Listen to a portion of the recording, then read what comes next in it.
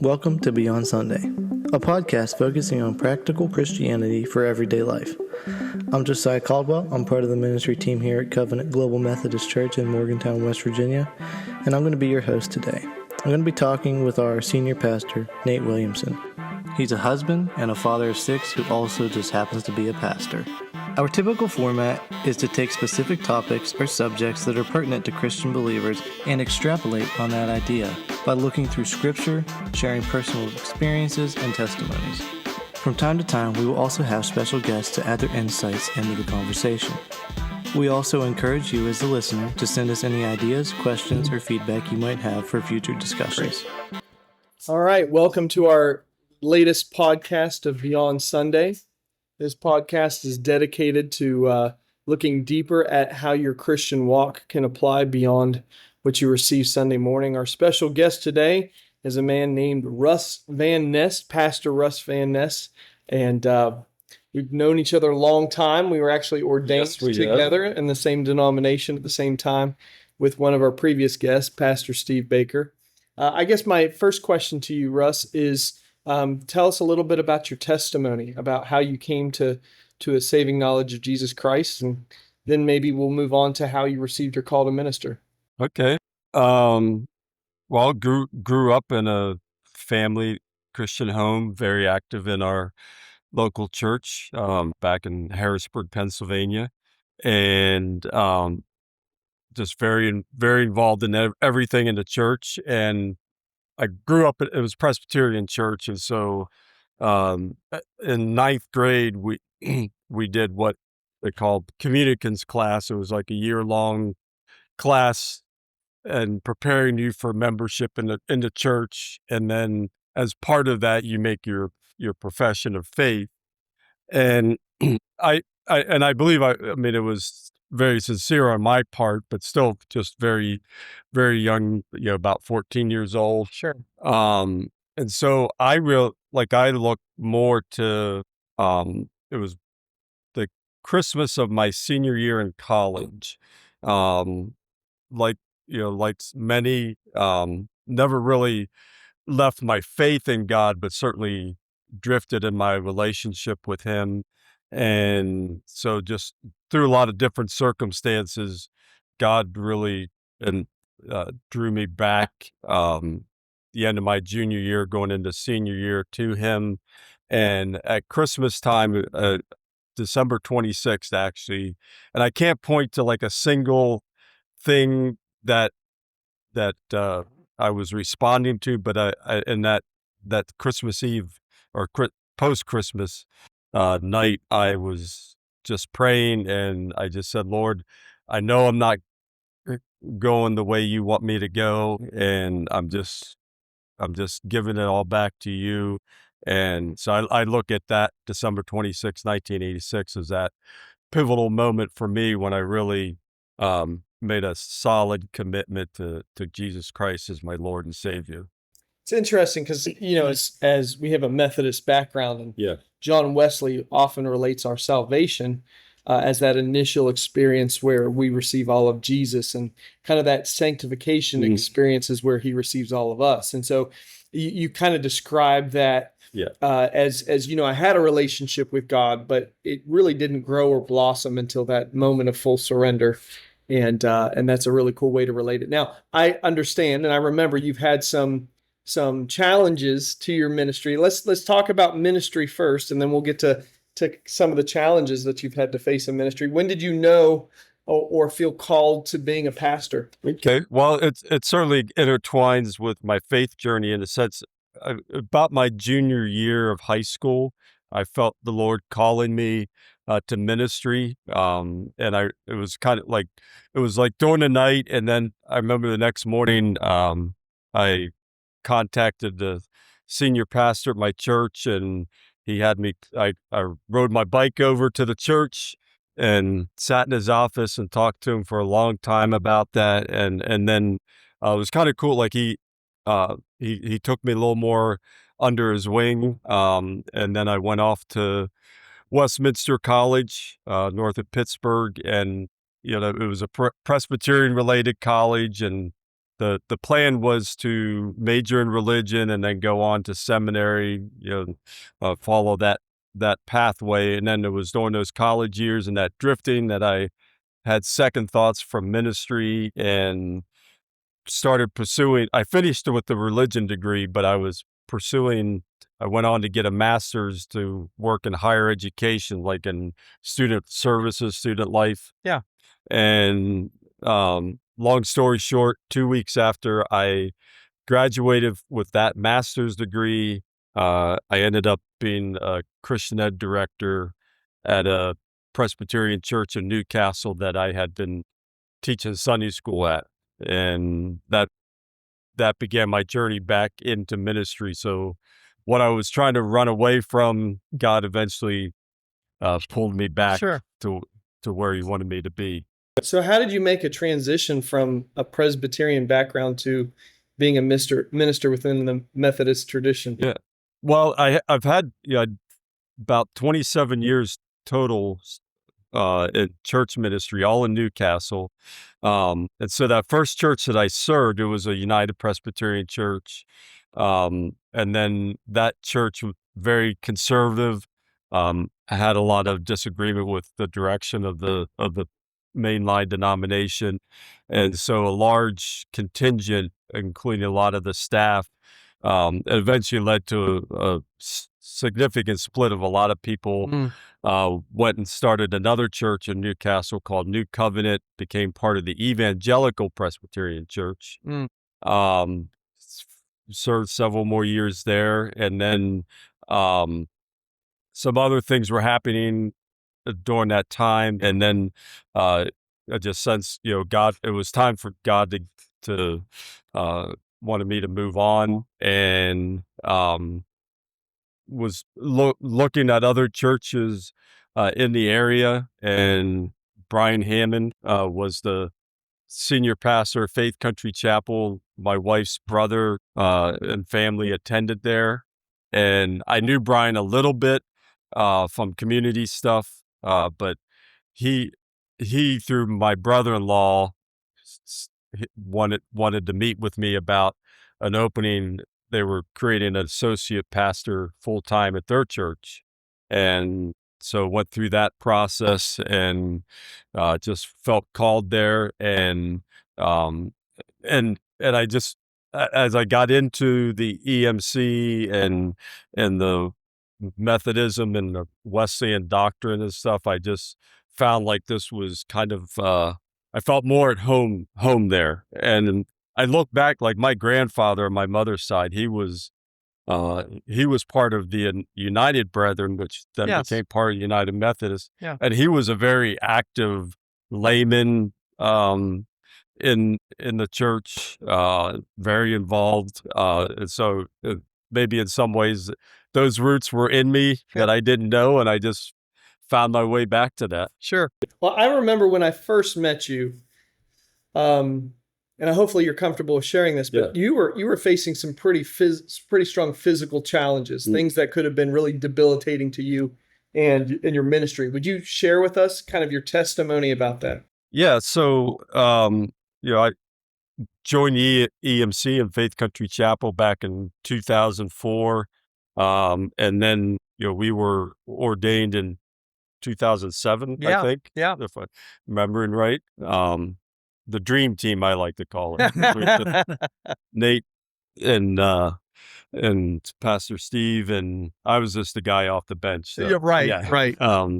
But anyhow, so a couple years later, I just all of a sudden was going through this time, several months of just, not feeling right. Nothing like significant, but just not feeling right. And, and then some crazy stuff happened.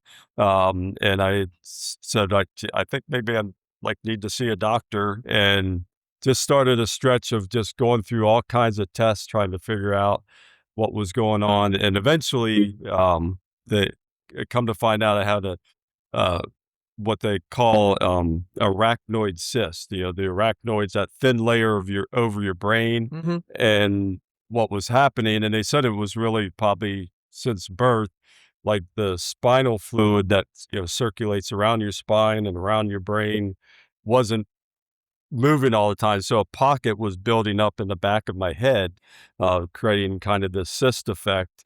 And the surgeons that I saw for second opinion said, um, you know, we need to do something about this now, because if if you wait, at some point you're going to begin losing your balance. And like, if we wait till then to do surgery, we can kind of fix the problem, but there's no guarantee that like you're going to get that balance and all that back. So I was like, well, let's do that. And so ended up being two surgeries, because the first one, they did what was called a fenestration, where they basically just slice some little slits in the arachnoid cyst or layer, and trying to get the fluid to move around. Sure. And that seemed to work for a little while, but several months later, a lot of the symptoms started coming back. So then I had a second surgery where they put a shunt in. So I have a small titanium shunt in my brain, or by my brain, that just continually drains a little excess fluid off to keep things good. And that was like 2009, 2010, and haven't had any issues as far as that goes since then. And I remember, like, the surgeon told me, and he was great. He was a super guy, and he just said, um, he said, "I know it sounds bad because of where we're operating, he said, but of all the brain surgery, quote unquote, that you do, he's like, this is the simplest and easiest." So, it just sounded worse, to me and to a lot of people than what it really was. But it's still scary. Yeah. Oh, yeah. For anybody going through Yeah. that, what kind of, if you can remember back, what was kind of like your process through all of that? I mean, you're called to ministry, you're doing great things, you're part of a church that you love, you just got ordained 2 years prior. Like, Yeah. how do you process that kind of a diagnosis? Well, I mean, like, yeah, I honestly, like, didn't have a whole lot of anxiety about, I mean, it was tough not knowing. Once I knew, and once the plan was in place, I didn't have a whole lot of anxiety. The only thing I mean, that really gave me anxiety was before the first surgery. We went in for the pre-op appointment, and doing all the testing they want to do before surgery, and every like everybody that I was seeing that day, they kept stressing to me like how much pain I was going to have after the surgery, because the first surgery, like, I can't see it because it's on my neck, but I have this lovely scar back here.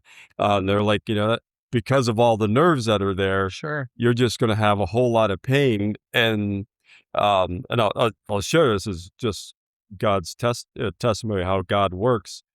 So, like, I left there, and I looked at my wife. I'm like, did you feel like they were like all going out of their way to just tell me how much pain I was going to have? And I'm not a big, like, medicine guy. I'm not anti-medicine, but like, I Sure. don't want to take what I don't really need. And so I just really, going into that surgery, I just prayed. I was like, Lord, I know, there's going to be a lot of pain coming out of this, but I don't want to have to, like, rely on a lot of pain medication. And, they prescribed Vicodin for me. And I'm just praying that you will give me the strength to deal with the pain, and manage the pain. And he did, because, I came out at the surgery, and of course, the first day you're still under the anesthesia effect. Sure. And all that. But the staff kept coming in, the doctors, nurses, all throughout the day, checking on me and how I was recovering. And everyone would ask, on a scale of 1 to 10, what's your pain level? And I never gave them more than a 3 or 4. And I wouldn't say that I'm like, I mean, maybe I have high pain tolerance. I don't know. I never experienced things like that. And like, at the end of the day, I remember the the one doctor that came in, female doctor, when I told her that, she's like, "I've never had anybody tell me scores that low." And I went home, they gave me the prescription, I never filled it. Um, in the hospital, they continued. I was only in for like a day. They with the Tylenol with codeine. When I went home, all I took was Tylenol at the most. Yeah. I just really feel God answered that prayer and gave me the strength to tolerate and manage the pain. And like I just praised him for it, because that was the one thing that was like made me scared, anxious, like, what's this gonna feel like? Right. Well, it's funny, knowing your wife, she probably did call you a numbskull, in that whole process. But that's amazing, Russ. Another thing that absolutely. I do have to tell you this funny story about Sure. my wife, and Nate knows her sense of humor. Very funny lady. And one of the pre-surgery appointments, when the doctor's, explaining what's gonna happen and all that, she looked at him straight face, and he didn't know how to react at first. She said, "While you're in there, can you cut some of the jerk out too?" Well, and that kind of leads me to my next question, which, by the way, Yeah. I just preached a message last night, and one of the things the Holy Spirit gave me in the message that wasn't in my notes was, we all want the miraculous, but we don't get the miraculous without impossible situations. And that's kind of why I asked you that question about that diagnosis, because if anybody's going through anything, when you hear tumor or brain or whatever else, you start to question everything about your life. And hopefully you've been encouraged, or those listening have been encouraged with Pastor Russ's story. But my next question, I kind of want to ask you, you've been in ministry for a lot of years, you and your wife both. And I love your wife. She is not your traditional pastor's wife, much like my wife isn't. My wife wasn't sure about it being a pastor's wife until she met Lori. And then she was like, "Oh, I like this lady. This is the kind of pastor." My wife didn't want to marry a pastor. Right. So, but you've got two adult children that are pursuing the Lord and loving Jesus. And like your daughter's here at this camp this week, and kind of following in your footsteps and kind of directing the camp and organizing a lot of the things. Can you give any tips or pointers for parents, or not even just pastors' kids, but people who are heavily involved in ministry? How do you balance marriage and parenting and ministry all together? And not that there's a cookie cutter way, because every child makes their own choice. You can be the best parent in the world and still end up with a rebellious child. But do you have any insights that you'd like to share with our listening audience? well, the one thing that, Lori and I did, and, most of my ministry was centered around youth ministry. And so, like with Sam and Grace, they just grew up in ministry with us. And like, we just, well, like retreats, camps, all the kind of things we did, for the most part, they were there with us. They were like, we didn't leave them behind for a weekend. And they came along with us. And it was great, because the youth that we were with would embrace the kids. We used to say, like, at church when they were little, like after the service, we didn't know where our kids were. We were like the bad parents that didn't go and pick them up. But somebody, one of the youth, we just knew somebody had them. And we never, they were obviously always growing up in the church and around the church and involved in the church. And then they had to, go through youth group with mom and dad leading the youth group and stuff. But we never like made it like a mandate kind of thing. It was just how we did life. Like Sure. like, and we never really had battles with them about, well, I don't want to go to church. I don't want to do this and that. And so, it just was natural for them. They also saw the downside, or the negative side, or hard side of ministry. And, they knew about the tough stuff that we were going through in churches and issues that we had, and not that we it, and again, not that we always tried to present a balanced, approach to that. But we didn't hide them from anything either. Yes. And and some of those situations were tough, but they dealt with that very well. It Yeah. never, um, if anything, I think it sharpened their faith and desire for what church should be. That Yeah. it was never something that turned bitter. Um, but one thing that I look back, and again, like you said, it's not cookie cutter. So I don't say that everybody has to follow.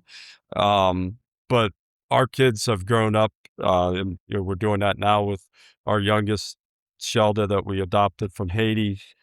They've all grown up in Christian school, and that was it was something that we both grew up public school, but we both had decided before kids that it was something, if we had the opportunity and could afford to do so. Thankfully, financial aid through the school really made it possible for us to do that. But that was something we wanted to do. But as I look back, especially now, seeing them grown up and seeing them involved in church and ministry, and more as volunteers or part-time staff, but still, a lot of ministry is focus of their life. I realized that one of the benefits for them with Christian school is they got to be surrounded by a whole different set of Christian adults that could minister into their lives, Yeah. instead of just hearing from mom and dad at home and at church. And I think that really was a big impact. It wasn't anything that we thought of going in, like, oh, let's put our kids in Christian school for that reason, but just see that I think that had to have some impact for them. So a couple of things I want to point out that you said, Russ, that really is profound for some people. I know some people are hesitant to get their kids too involved in their ministries because they don't want them to resent the church or feel like they were always there when the church was open and all the rest. And what I'll tell you, even from my experience, is kids don't know what they're missing if it's always been their life. Yeah. My kids, as far as they can remember, we've always had foster or adoptive kids or whatever else. It's just was part of our life. And the second thing is, and this is the testimony to you and Lori, is because your kids were always around you, they saw, and I'm sure of this, they saw your consistent character while you were in ministry and then while you were at home. If mom and dad were two separate people, that's when they would have run away. And then I like the fact that you add in Christian education. And Christian education is great. That's why our church has a school.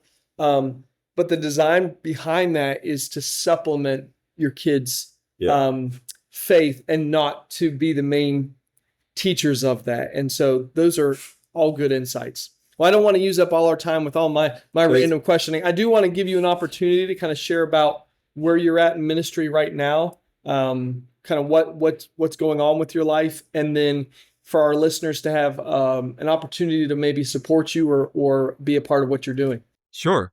So the last 10 years, been doing mission work. Not anything that I had ever envisioned for. I just kind of felt like, it was either going to continue in youth ministry, which I loved doing and still do, or pastoral ministry of some aspect, but then God just opened doors. And that's a whole nother lengthy testimony, so I won't get into that. But I mean, it's just amazing how God led Lori and I into this. And so I'm a little bit of a non-traditional missionary in the sense that I'm based here in the United States. And most of the time, and still am, my work has been focused on Haiti, and with an organization called Real Love Ministries International that operates in Haiti. And our primary ministries have been children's home, now a transition house for the older young adults, widows ministry. We're looking out to, because of the circumstances in Haiti, has changed our ministry the last few years, but we're looking to restart our medical care ministry in our new location, and a school or some sort of education ministry, and then church and evangelism. So that's a bulk of what I do. But then in the last couple of years, I've started, along with my family, a ministry called LaRoche and Company Missions, which encompasses what I do with real love. But then we've also have expanded into other things. Right now, we've been leading teams to North Carolina since Hurricane Helene at the end of September 2024. We've done 6 trips now. Got one more in November for this year, and we'll continue to go down to help with the recovery efforts there. I know it's out of the news, but there's still a lot of need there. The group that we work with, called Disaster Response, it's a local group that's raised up after Hurricane Helene. They still got like 240 projects on their list. Wow. Just with what they're doing, and there's still lots of other groups.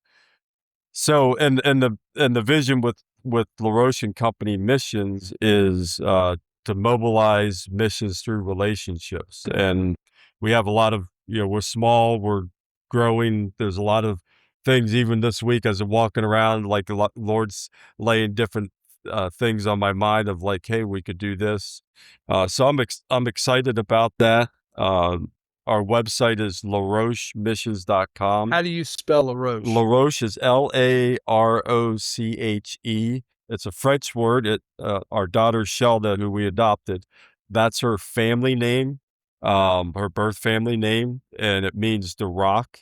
And so I was like, we got to use that. That's awesome. We got to use that. Yeah. So it's larochemissions.com.